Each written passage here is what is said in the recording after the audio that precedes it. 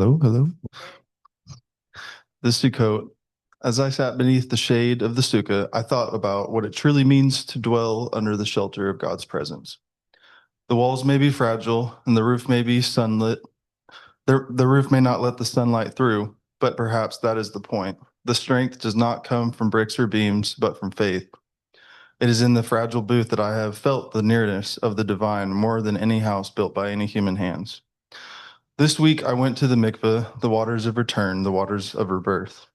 As I stepped down into the pool, I felt the weight of my old self sink beneath the surface. The world grew silent for a moment, and I felt as though I were standing in the beginning of creation when the Spirit of God hovered over the waters. And when I rose again, the air felt new. My breath felt new. I felt in the deepest sense that I had come home, not just to a people, but to a covenant that binds heaven and earth.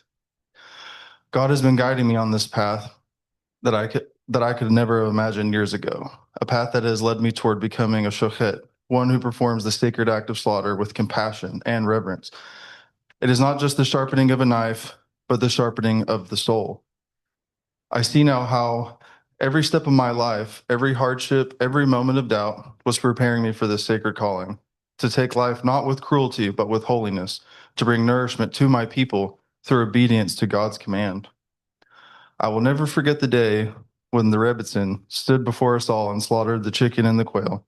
The air was still, and yet there was something else moving among us, something unseen, something holy. In that moment, I felt the divine presence resting upon all of us, as if the veil between heaven and earth had lifted just enough for us to glimpse into eternity.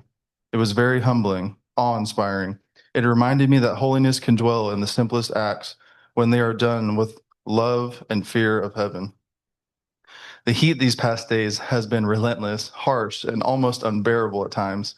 And yet I've come to see it as a mixed blessing. It strips away comfort, it burns away distraction.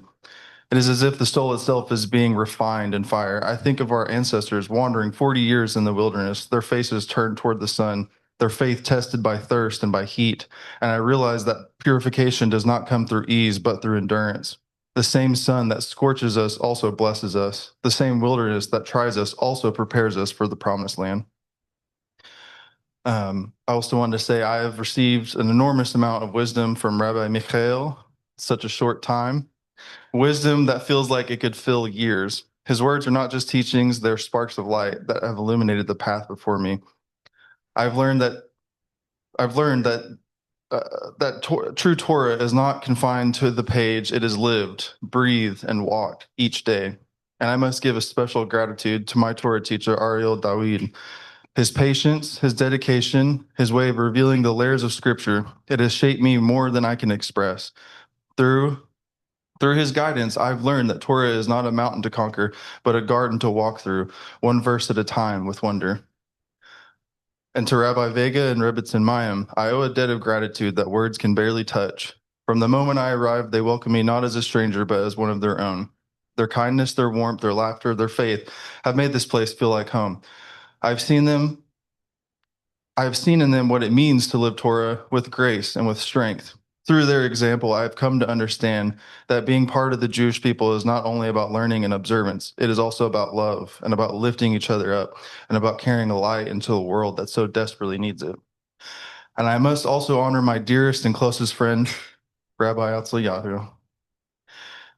It was he who first helped me open the door to this path, who guided my steps at the beginning of my journey, and showed me both Torah and life itself. His wisdom and friendship have been a compass pointing me toward growth and understanding and service to God. Without his guidance, I could not have seen so clearly the path that I walk today. And here at Benei Avraham, I have eaten very well, not only from the abundance of food, but from the abundance of love. Every meal has felt like an offering, every table a small altar of fellowship. The hospitality here has reminded me what it means to be a part of something greater than myself. Gratitude fills me each day for the kindness, the laughter, and the unity of this community. And as we read from Deuteronomy chapter 34, how Moses beheld the land from afar and then passed into God's embrace, I am reminded that our journeys are not always about reaching the destination, but about the faith it takes to keep walking. Moses did not step into the land, but he saw it, and in that vision was fulfillment. And when I reflect on Exodus chapter 34, when God told Moses to carve the tablets once more after the sin of the people, I see the mercy of God, that even when we break what is holy, he invites us to rebuild, to start again. That is the essence of my journey. I too have been shattered and remade, and through it all, God has said to me, return to me, and I will write my words upon your heart again. So this Sukkot, I dwell not only in the shelter of branches, but in the shelter of his mercy. I eat not only bread, but the blessings of community. I walk not only toward a calling, but toward the one who called me. And I know with every fiber of my being that God has been leading me all along. Shabbat Shalom.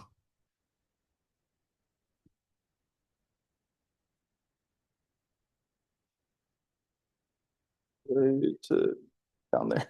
Okay. Thank you.